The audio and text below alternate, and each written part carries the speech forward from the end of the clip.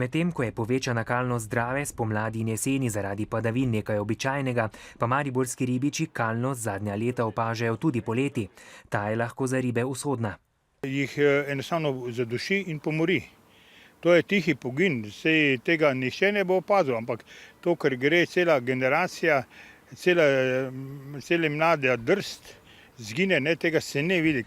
Kot nam razloži, na avstrijski strani sedimentov ne navažajo na otoke in brežine kot pri nas, ampak jih odlagajo v strugo. Šele v sodelovanju z ribiči so povečano kalnost zaznali tudi na Inštitutu za vode. Kajti redni monitoring, to želim poudariti, ki ga izvaja ARSO, Agencija Republike Slovenije za okolje, teh motenj ni zaznaval. V zadnjih 3 letih so skupaj izdelali elaborat in ga maja predstavili avstrijskim kolegom.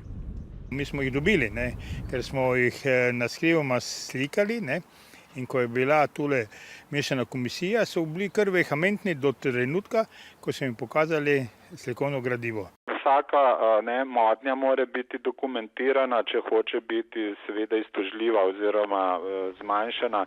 A sedaj so na vrsti Avstrijci, ki morajo študijo preučiti in preveriti stanje na terenu. Če bodo nepravilnosti pri odstranjevanju proda potrdili in odpravili, naj bi se Drava zbistrila še to jesen.